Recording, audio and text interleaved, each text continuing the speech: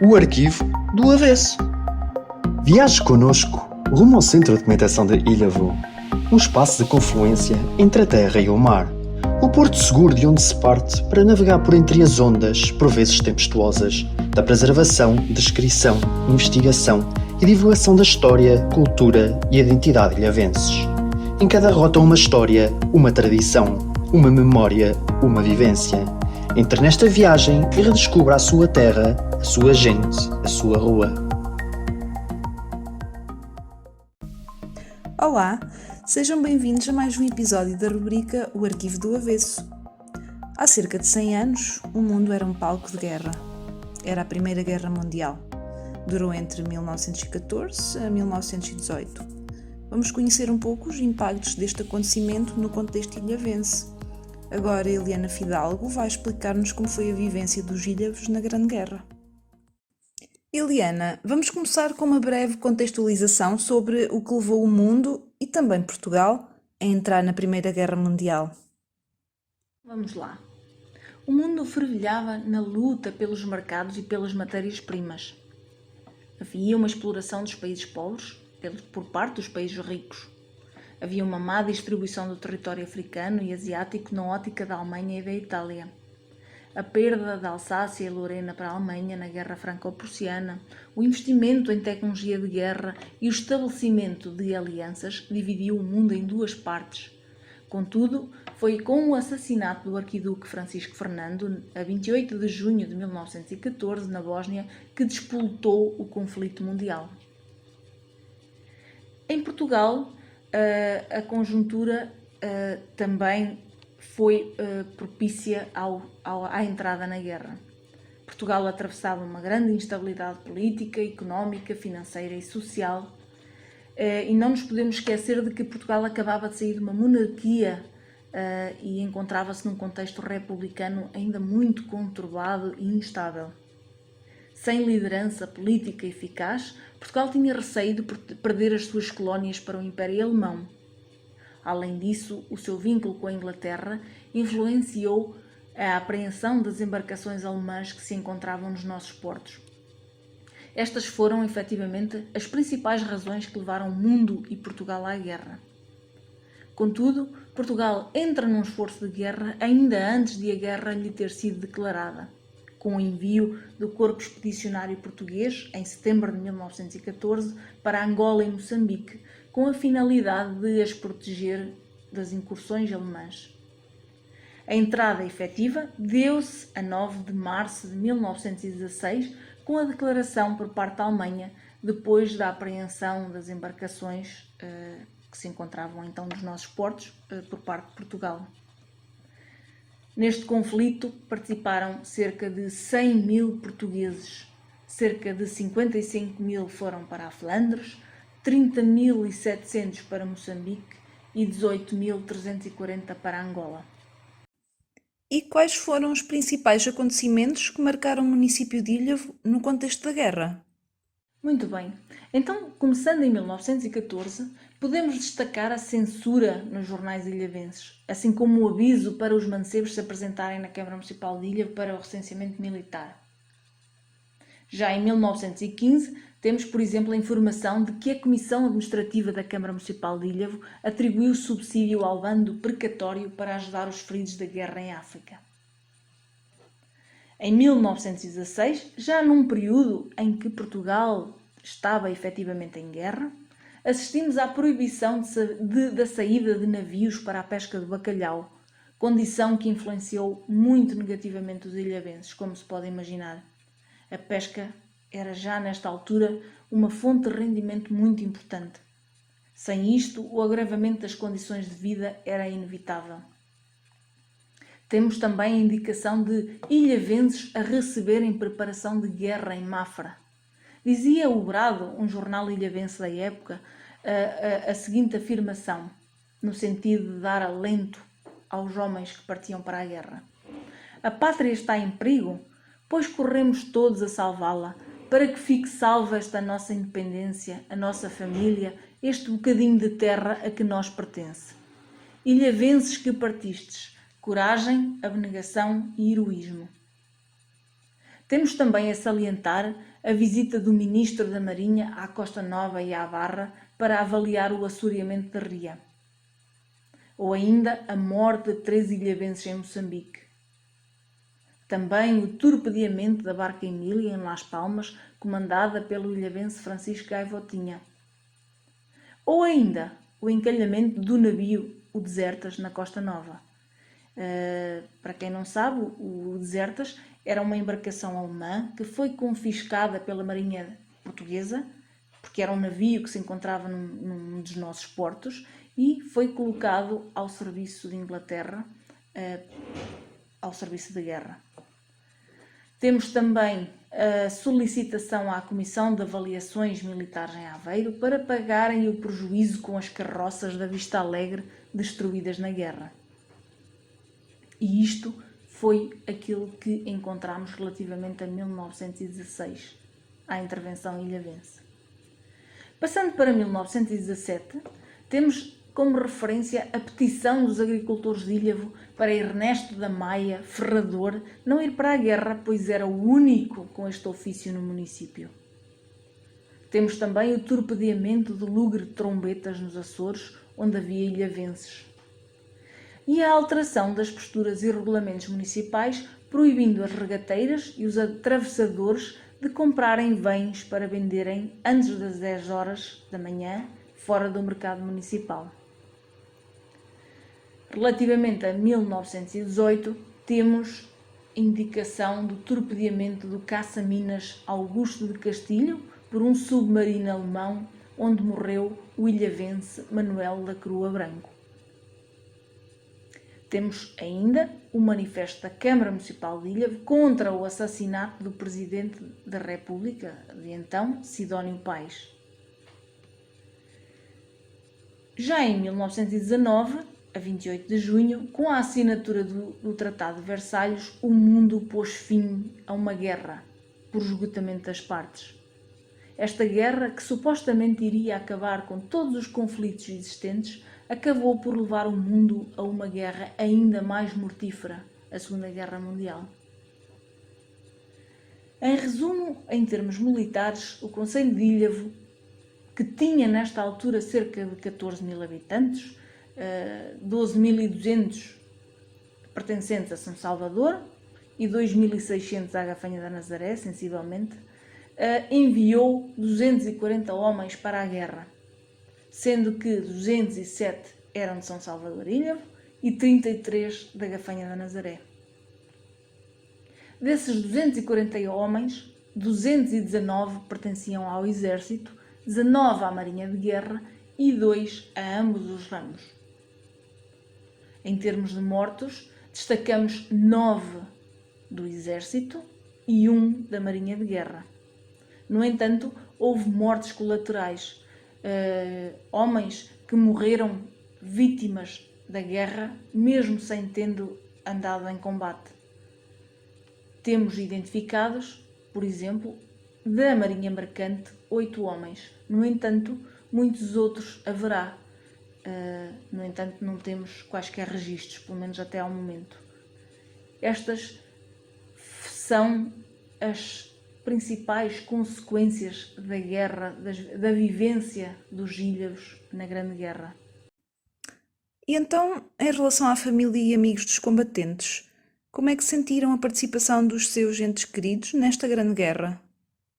Dos testemunhos que podemos obter, temos, por exemplo, a indicação de Maria Celeste Antunes, que conta a história da viagem de regresso de Moçambique do seu pai, Silvério dos Santos Novo, no navio da morte, onde pereceram com febre espanhola dezenas de companheiros do corpo expedicionário português. Temos também Manuel Ferreira, que fala da maldição do seu avô, Augusto Roque, em ter sobrevivido à Primeira Guerra Mundial para assistir à morte de 2 filhos durante a Segunda Grande Guerra, que andavam à pesca do bacalhau no Maria da Glória e que foram vítimas de um conflito que não era seu. Maria de Loureiro relata a promessa do seu avô, João dos Reis Papoilo, que fez ao Senhor Jesus dos Navegantes de oferecer um presente à paróquia de São Salvador caso sobrevivesse à guerra. Quirina Gandarinho, conde, descreve a história de como seu pai, Domingos Gandarinho, lhe deu nome em homenagem a um camarada de trincheira francês. Maria Pequeno e António Pequeno, filha e sobrinho de José da Silva Pequeno, contam as suas aventuras e desventuras e de como, com sentido de humor, encarava a vida no contexto de guerra. Eulália Estevão descreve sucintamente a história de guerra de seu pai, Mário Estevão de Almeida, antigo funcionário da Vista Alegre. Regina Bastos recorda os feitos corajosos e solidários do padre Ângelo Ramalheira, que se negou a fugir do inimigo para fazer companhia e dar força a um camarada que agonizava nos seus últimos momentos de vida. José Sarabando homenageia o seu pai com o mesmo nome, relembrando os momentos de guerra vividos nas margens do rio Rovuma, em Moçambique, por onde ele, filho, também passou anos mais tarde na Guerra do Ultramar. Finalmente, Jorge Picado lembra a personalidade vincada de seu pai, Amadeu Simões Picado, que, graças ao seu espírito persistente e otimista, lhe garantiu uma passagem privilegiada na guerra. Estes são testemunhos, lembranças de alguns dos nossos homens que, por coincidência ou não, ultrapassaram quase todos os 80 anos de idade. Podemos afirmar que foram autênticos guerreiros, não só na guerra, mas também na vida.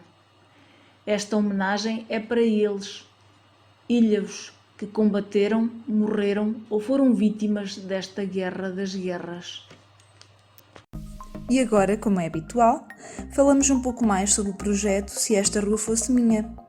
A professora Teresa Reigota, fundadora do Rancho Regional da Casa do Povo de Ilhavo, é também uma impulsionadora da etnografia do município.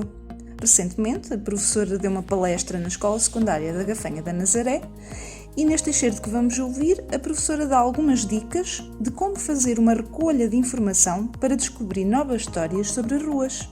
Vamos ouvir! Então eu começo por ler uma pequena achega à maneira como vós podeis trabalhar neste projeto. No presente que vivemos, todos temos uma rua que chamamos nossa.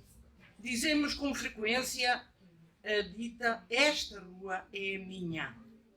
Mas nem sempre gostamos de lá viver. Se fosse nossa escolha, se calhar até mudávamos. Contudo, nada fazemos para melhorar a nossa rua e especialmente para a conhecer. Sabemos o seu nome e pouco mais. Então, por que não fazer o seu historial começando pelo presente? Sim, porque é no presente que a rua existe. Terá existido atrás, assim como é? Não. Portanto, começamos pelo presente. Por que razão se chama assim o que fez a pessoa ou família cujo nome é assim perpetual? Se nasceu assim, quer dizer, se a rua foi talhada de repente, ou se outrora foi um caminho de terra batida e havia tantos, o ano da sua abertura e do seu piso atual. Quantas famílias lá vivem? O nome dessas famílias e de onde são naturais? Mas, na continuidade desta pesquisa, e como todos temos praticamente telemóveis, há que fotografar as residências, as atuais, quer sejam vivendas ou prédios habitacionais, sem desprezar as casas velhas, as feias e as antigas, pois cada uma tem a sua história. E depois, claro, terão de falar com a família que lá vive e conversarem com eles, se vocês forem com respeito pela pessoa que vos vai atender, ela depressa se integra no vosso projeto. Mesmo até aquelas que estão, e nós sabemos que há tantas hoje na nossa região, casas às vezes em bom estado, mas que estão fechadas. Porquê? Terá sido a imigração? Possivelmente até terá sido. Ou terá sido já o falecimento da família. São tudo coisas que interessam para o conhecimento da rua de cada um de vocês. Conversemos com os vizinhos mais próximos e os mais afastados, com os nossos familiares, pois todos terão algo a dizer e tudo iremos registar num caderno ou na memória de uma das novas tecnologias que hoje temos ao nosso dispor. À medida que investigardes o presente, ireis notar que também há o passado da dita rua e que contar-vos-ão coisas muito, muito interessantes. Factos verdadeiros, histórias, lendas, o viver das pessoas que até já partiram, a maneira de se divertir e até de orar, as suas quesílias e zangas e a causa das mesmas, mas também vos falarão da interajuda, da união, da solidariedade que naquele tempo existia. Procurei também saber se na vossa rua há idosos a viverem sozinhos e, se houver, tirai um bocadinho das vossas traquinices e ide visitá-los, cortai um bocadinho aquela solidão. Passai 10 minutos ou meia hora com eles, dai-lhes carinho, conversai com eles e eles contarão tantas coisas. E quanto mais velhos, desculpem o termo velho, digo-vos, mais interessantes são as coisas que eles nos contam. Porque eles contam tudo com tanto humor, com tanto respeito por aquele passado e ao mesmo tempo com tanta saudade que às vezes a nós próprios que estamos a ouvir também nos emociona. Reparem, digo-vos eu, este gesto vai mostrar-vos o outro lado da rua, o invisível, e vai ajudar-vos a conhecê-la ainda melhor. Mas não esqueçais nunca, eu mandei-vos começar pelo presente. Não há presente sem passado. Quanto ao futuro é uma incógnita. Então, mãos à obra. Interessai-vos, pesquisai, respeitai o vosso trabalho e registai-o, e passareis ao futuro da nossa terra. Obrigada pelas sugestões, professora. E obrigada a si por nos acompanhar. Mas não vai ainda. Não se esqueça. O projeto Se Esta Rua Fosse Minha apela à participação da comunidade. Partilhe connosco uma história, uma memória, uma fotografia ou uma curiosidade. Conte-nos a sua história e conte também connosco. Esta semana sugerimos como companhia o Kit História e Patrimónios. Fica a conhecer novos pormenores da sua terra, escondidos na poeira do tempo. Ou então o Kit Nossa Gente, que ilumina personalidades ilhavenses que motivaram o desenvolvimento do nosso concelho. Para mais informações, consultem a nossa página do Centro de Documentação de Ilhavo ou telefonem para o 234 092 496 ou enviem-nos um e-mail para cdi@cm-ilhavo.pt. Obrigada e até para a semana. O Arquivo do Avesso. Viaje connosco rumo ao Centro de Documentação de Ilhavo, um espaço de confluência entre a terra e o mar, o porto seguro de onde se parte para navegar por entre as ondas, por vezes tempestuosas, da preservação, descrição, investigação e divulgação da história, cultura e identidade ilhavenses. Em cada rota uma história, uma tradição, uma memória, uma vivência. Entre nesta viagem e redescubra a sua terra, a sua gente, a sua rua.